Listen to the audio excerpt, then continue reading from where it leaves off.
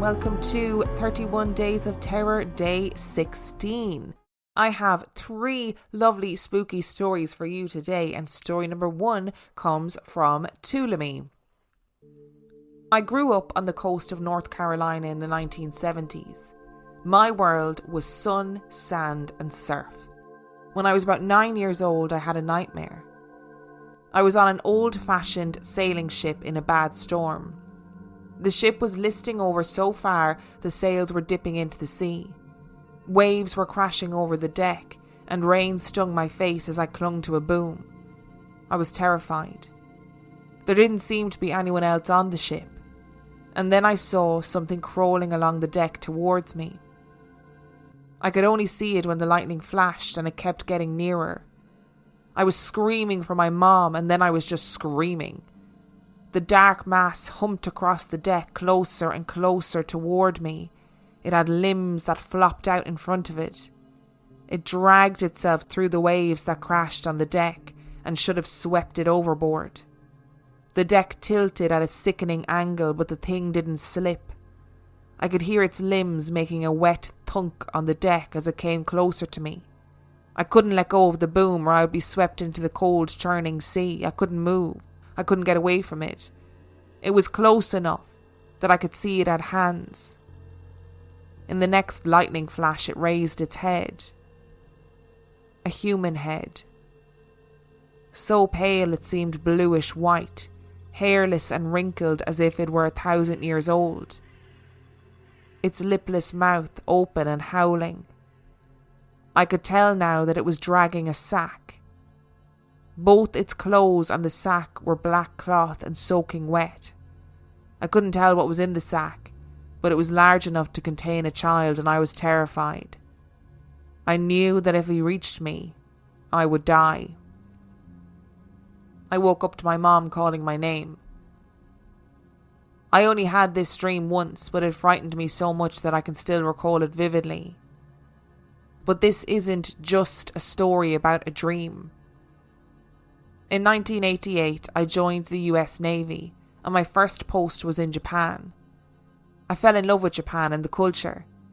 When I was 24, I was working at the Naval Post Office on base in Yokosuka and living off base with my girlfriend in Kamakura when my nightmare caught up to me.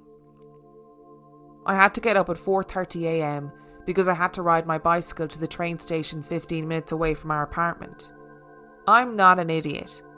I had a car when we moved in, but I was T-boned and the car was totaled, so I had to utilise public transportation for a while. I arrived at the train station at about 5 a.m. I was usually the only person on the platform, but the train came at 5:05, so it wasn't really a long wait. This particular morning was cold. It was a dark winter morning. Snow was in the air. Sound carried further and seemed to echo off the pillars of the platform. I remember pulling my knit cap down over my ears, shoving my hands deep into my coat pockets right before I heard the sound. It was out of place. A scraping, dragging sound coming from my right. I turned my head, but I could still see nothing. It was still dark, and the pool of light I stood in did not extend all the way to the end of the platform. There was a tiny newspaper stand on the platform, but it wasn't opened yet. I knew there was a station attendant somewhere, but they were probably down by the ticket wicket out of the wind. I heard the scraping sound again, and this time it sounded closer and it lasted longer. I backed up a bit out of the light and pressed my back against a pillar. I was a sailor. I was trained to respond to emergency situations. I had sworn to protect and defend the United States and her allies. I was not going to wuss out because of a weird noise. Then I saw it. Standing much taller than me at 5'10", with massive hunched shoulders, was a figure, wearing a black trench coat or a cloak, and dragging a black cloth bag. Terror immobilized me. How could this be happening? The figure wore a black fedora-style hat and black sunglasses. It didn't make any sense. Who wears sunglasses before sunrise? Who drags a bag across a concrete platform? It turned its face towards me, its impossibly pale, lipless, wrinkled face. I couldn't scream. I wanted to scream. I pressed my back against the cold metal pillar as hard as I could. I couldn't move. I was frozen to the spot. My heart was pounding and it felt like I was going to be sick, to pass out and die. Then I heard the announcement that the train was approaching and to stay behind the yellow line. The figure turned to look up the tracks towards the train. I couldn't move. The train arrived and I scrambled in as soon as the doors opened. I looked around for any other passengers, but the carriage was empty. I walked towards the front of the train, away from the figure, trying to get as far away from it as I could and hopefully find another person. In the next carriage, there were other early commuters, and I sat next to a man who looked like he could hold his own in a bar fight. I sat facing the back of the train, waiting for the figure to come through the doors that connected the carriage to the one behind it where I had boarded the train. But I arrived at my station, 45 minutes later, unscathed. I was cautious as I left the train, wondering if the dark bag-dragging monster would be disembarking as well, but there was no sign of it. The sun was up. I was surrounded by people, and I breathed easier as I headed towards the gates of the base. It would be 15 years before I saw it again. I got out of the Navy on a medical discharge because of an injury. I travelled around the world and eventually settled down and got married. We were living in Pittsburgh, Pennsylvania, when we were blessed with triplets, and I became a full-time stay-at-home dad. During the summer that the kids were 4 years old, we were headed to swimming lessons when I blew a tyre on the minivan. No big deal. I called the roadside assistance number and they told me it would be a couple of hours before they could help me. Great. Oddly enough, the tyre had decided to blow out really close to a trolley stop. I told the roadside assistants that I was going to leave the van and they could tow it back to my place once the tyre was replaced. I told the kids that we were going to have a big adventure and take the trolley home. We lived a couple of blocks from a trolley stop, so it shouldn't be too hard to get home. The kids were excited about taking the trolley. It was adventures in public transportation. We walked over to the little unmanned station and looked at the map. The trolley would go through a couple of neighbourhoods and by the mall before reaching our stop. It looked like fun. We didn't have any tickets or tap-on cards, and there were no machines to buy any, so I hoped we could figure out a way to pay without getting into trouble. The kids were hopping around, looking up and down the tracks for the trolley and asking a million questions. I was trying to figure out when the next trolley was coming, and if we were on the proper track, when I felt cold air on my legs like a blast from an air conditioner. I looked down, but that was of no help because there was no vent or grate for cold air to be coming out of on the outdoor trolley stop. I looked around and noticed the cicadas had stopped chirping. I couldn't hear anything, except a high-pitched ringing and the slapping of sandals against the bottom of little feet as the kids swung their legs under the bench. "I'm cold, Daddy," Cautious announced. I regretted leaving the beach towels in the van. "Come over here and stand in the sun, Pumpkin." "I think it looks like rain," Pragmatic said, staring at the clear blue sky. I had to agree, the atmosphere felt like rain. There felt like there was electricity in the air. I wondered if it was just the wires overhead juicing up with the approach of a trolley. I wondered how long we would have to wait. And then I heard it. The scraping sound. My heart stopped. This couldn't be happening. I was a father, a protector. I chased away the boogeyman. The kids all looked at me. "What was that? Is that the trolley?" Cautious queried. The kids grabbed the railing of the safety barrier and looked up and down the tracks. I looked too. I was desperate to see the trolley or another person or the perfectly reasonable cause for the scraping noise. But there was no trolley. There was no other person and no rational cause for the sound. We all heard it again. I tried to stay calm, but my inner dialogue was switching between deep breathing to centre my thoughts and run, and save the children. "Who is that?" Friendly asked and pointed behind me. I had no desire to turn around and look behind me because I knew what it was.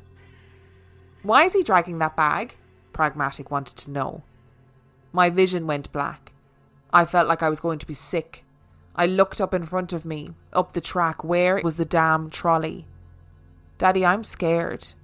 Cautious looked like tears were not far away. Oh God, I thought, what could I do? How is it possible that my children are seeing my nightmare? "Scramble, here," I barked. The kids jumped off the bench and came to stand beside me. A child took each of my hands and the third grabbed onto the front of my t-shirt. I could hear it getting closer, the bag dragging on the pavement as it approached the trolley stop. It was dragging its feet along the pavement too. Shuffle, shuffle, scrape. Shuffle, shuffle, scrape. And wheezing. I could hear the breath struggling to animate the thing. I hoped I didn't seem afraid of it. I wanted my kids to feel safe. It came up the ramp to the trolley stop. Shuffle, shuffle, scrape. It was right behind me. Only my body separated it from my children. "Don't go that way. It's a dead end. Friend," it whispered right behind my ear. The smell of rot and mould and decay, like roadkill that had been left beside the road too long, wafted over me. 6 little eyes looked up at me to see what I would do. I had to protect them. "Thank you. We're heading to Dormant," I said, trying to sound calm and polite. "That's not the way."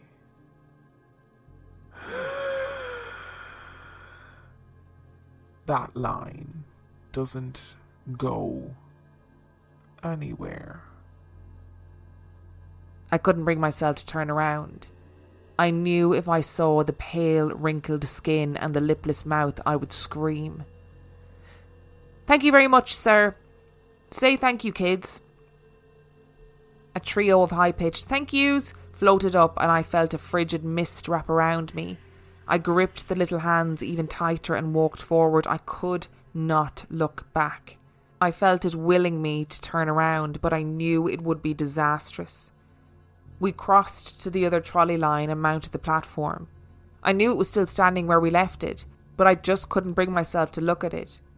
I kept the kids from looking that way by pointing out the stop we needed to go to, and which stop was the closest to their grandparents' house on the big map.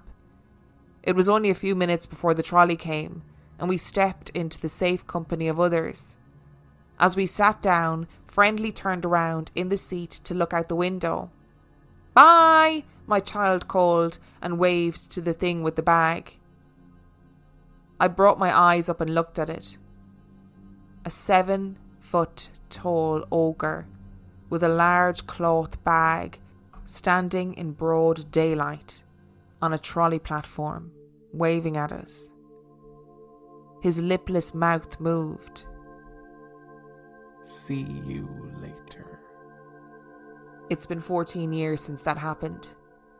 My children are very nearly adults. I have never asked them if they remember that day or if they have seen that thing again. The first time I saw it was in a nightmare. The second time I only saw it from a distance, but I was awake. The third time, I wasn't the only one to see it, and it spoke to me and touched me. What will happen next time? Was it me that will see it later, or my children? It's nearly time to find out. And story number 2 comes from Marianne. To provide a bit of background before I get into the story, my family is originally from a small state in southern India called Kerala. I was born and raised in the US, but when I was growing up, my parents sent me back to Kerala every summer break to stay with my grandparents. My grandparents' house has always creeped me out a little bit. It's our ancestral home that's been in our family since the late 1800s, and it has quite a reputation among the locals for being haunted. The house was a sprawling, labyrinthine bungalow with dozens of rooms and hallways. I consider myself a rather rational scientific person, and I don't believe in ghosts. But I have many stories of strange and inexplicable things that have happened in that house, both to me and to people I know. Try as I might, I have never been able to come up with an explanation for any of these occurrences. I don't want to bore you guys to tears, so I'll limit myself to one of the creepiest stories that I have. One of the most notorious spirits that allegedly haunts my grandparents' house is a Yakshi, a female spirit who appears as a beautiful young woman dressed in a white sari with long black hair. According to Indian folklore, they're said to be the ghosts of women who died violently and have come back to seek revenge by using their beauty to lure people in and then drink their blood. Sort of like a cross between a vampire and a woman in white. My grandparents employed a caretaker who lived in a small house on the property and whose job it was to maintain the grounds, take care of the dogs, discourage burglary, etc. The caretaker's daughter, Layla, was around my age, and we were close friends growing up. To this day, Layla swears that she had an encounter with the Yakshi when she was around 11 or 12. I can't say for sure what exactly it was that happened to her, but I will concede that it was incredibly strange. Layla and I loved to play a game that we called Stat, which was sort of a cross between hide and seek and tag. The seeker counts, the other person runs and hides, and when the count is over, the hider has to make it back to home base without getting tagged by the seeker. The bungalow was perfect for our game. It had plenty of little nooks and crannies to hide in, and enough room to run around without getting in anyone's way. This particular time, I was the seeker, so while I closed my eyes and counted, Layla rushed away to find a hiding spot. There's a long stretch of hallway on the second floor that connects the two main wings of the house, and as Layla hurried down this hallway, she could hear the chime of anklets and felt the presence of someone walking directly behind her. She wasn't wearing any anklets, so assuming it was me messing with her, she whirled around, only to find the hallway completely empty. A little freaked out, she turned back around and continued down the hallway, walking faster this time. Again, the sound of anklets followed her, moving faster to match her pace. By now, Layla was terrified and sprinted through the hallway, down the stairs and towards the kitchen, the sound of anklets right behind her the whole way. Panicking, she raced through the nearest door into a tiny shed-like room to the side of the kitchen that was used to store grain and rice. She slammed the door behind her and listened, holding her breath. She could hear the person wearing anklets pacing near the stairs that led to the door, as though waiting for her to come out. Suddenly the pacing stopped, and Layla heard someone fasten the iron latch on the door. Immediately Layla tried to push open the door, only to find that it had indeed been latched from the outside. As she pounded on the door, she swore she heard a woman laughing, then the sound of the anklets growing fainter as she walked away. It should be noted that this room was airtight in order to prevent food from going stale, with a thick iron door that would have muffled Layla's screaming and pounding. She could easily have suffocated and died in there. Thankfully, my grandmother was in the kitchen nearby and heard Layla. By the time my grandma unlocked the door, Layla was slumped in a corner of the room, sobbing with terror and nearly hysterical. My grandmother assumed that I had been the one to lock her in and was ready to give me a stern talking to, but both Layla and I swore that I hadn't been anywhere near that part of the house. I also never wore anklets, and Layla said that the laughter she heard was that of an adult woman. Layla is married now, with children of her own, but she still refuses to go anywhere near that room, and she has suffered from claustrophobia ever since that incident. I think about Layla's story often, and wonder who or what would have locked an 11-year-old girl into an airtight room and left her there to die. The only women in the house at the time were me, Layla and my grandmother. I know I didn't do it, and my grandmother certainly never would do such a thing. Maybe it was a vengeful spirit, risen from the dead to wreak havoc among the living. Today's episode is brought to you by ZocDoc. Hello. Do you like scary movies? Yeah, that's kind of my whole shtick. Do you like spending hours scrolling on TikTok and diagnosing yourself with various medical conditions as a result? You've been watching me. I am here to tell you something, so listen closely. ZocDoc is the only free app that lets you find and book doctors who are patient-reviewed, take your insurance, are available when you need them, and treat almost every condition under the sun. Okay, right. I'm confused.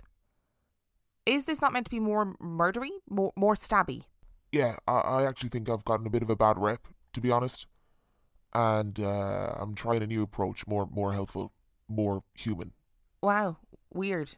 But I'm listening. Surprise twists may work for horror movies, but not for medical care. With ZocDoc, there is no alarm and no surprises. Choose from thousands of patient-reviewed doctors and specialists, browse doctor profiles, upload and verify your insurance information, and get the care you need. I hear what you are saying, but this might be the weirdest thing that's ever happened to me. Go to ZocDoc.com/ghost and download the ZocDoc app for free. Then find and book a top-rated doctor today. Many are available within 24 hours. That's ZocDoc.com/ghost. And story number 3 comes from Tut. I was 5 and super excited to be visiting my godmother, as her house was like a castle. No, really though, it was a mini castle. Absolutely stunning, extremely old, and now looking back, quite creepy. Anyway, the true reason that I couldn't wait to get there was the most epic game of hide and seek that I was about to play with another 4 kids that were my age that my godmother was looking after for a few of her family members. The heart of that house was the kitchen, and it was the perfect place to entertain. It had a table as well as an island with chairs and a seating area with a TV. This was where we would go straight away to have a drink and normally a snack, which I was all about. My mother and my godmother sat down for a catch-up, and us kids were finally let loose to play as we normally did.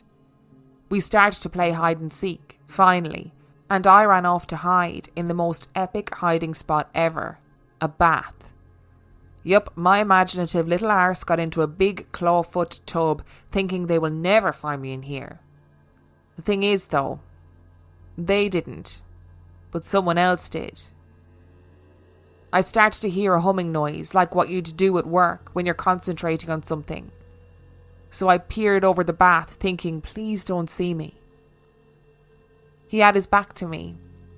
A very tall man, dressed in old-fashioned working clothes, a white collarless shirt, a waistcoat, and trousers that tucked down into his boots.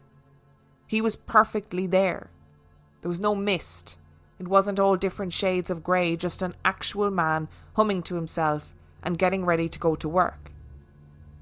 I will say that the room was quite dark, and I could clearly see him, and I still can clearly see him in my head, but he may have had a little ghostly glow. I ran all the way to my godmother and asked, all rushed and out of breath, "Who's that man?" And she replied, "What man?" And I told her the man in the bathroom singing. I was getting annoyed because he was quite clearly there. We were the only people there that day. Just the kids, my mum, my godmother, and me. When I was about 17, the Beaches was my grand's home, and it was also the family hub. No matter what event was held, it was held at the Beaches. It was a large bungalow, really long, but you could almost see the whole house from one end to the other. They converted the attic into a really large bedroom and one small one. And this attic really was the stuff that nightmares are made of. It's not what this story is about, but if you were to walk into this house and go up there, that's where you'd think something awfully creepy would happen. The house itself was perfect for something scary to mess with you. Plenty of ornaments to hide, a self-playing piano that played Big Spender, it was the only song it played, and rooms full of creepy old furniture just waiting to have a ghostly person on as you rounded the corner. The lady in the dress was seen mostly by the female members in our family. We only ever saw her in the reflection of things though. I saw her in the mirror at the end of the hallway. My aunts saw her in various windows or really shiny ornaments. My mum, however, actually saw her just standing there in the hallway in her big black dress, hair up tight, pale and hands together in front of her. She didn't say anything. She didn't move. She would just stand there and would only show up when you were on your own. I wouldn't say she was negative or mean in any way. It was just really creepy and intense. In 2020, I was 27, and we were in lockdown and spending lots of time in the house I share with my boyfriend. It's an absolutely stunning old hunting lodge that's been converted into 2 3-bedroom apartments. Plenty of things happen in Mince Pie Hall. Where we live, it would have been the servants' quarters. Now, I don't think whatever is here is anything negative. It just likes to mess with us and our dog. It runs down the narrow hallway at night and early in the morning. It walks around in the kitchen, which is directly above our bedroom. It has conversations with another ghostly being, and these are always muffled and sounds like a man and a woman talking. The most terrifying thing that happened, however, was when I was home alone in the bath, and the door in the bathroom started to open slowly, but the latch made so much noise as if someone was opening it in a rage. The door half swung open as I said, "Callum?" thinking my boyfriend had come back from the shops and come in for a cheeky peek at me in the bath. But no one was there. Then the door, just as soon as it opened, shut again with a loud clack of the latch. There were no windows open, nothing to explain it, as we are half underground downstairs, so there are no drafts either. Just as I finished my inspection of the downstairs, I went to check upstairs, and my boyfriend walked through the front door with the shopping. So it wasn't him. And again, no windows or doors were open anywhere. Our ghosts aren't only mischievous, but pervy too. Thank you so much for tuning me, Marianne and Tut, for your stories, and thank you for listening to today's episode. If you would like to send in your own story, you can do so by sending it to reallifeghoststoriespodcast@gmail.com. You can also check out our website, which is reallifeghoststoriespodcast.com. And on that note, I shall see you tomorrow.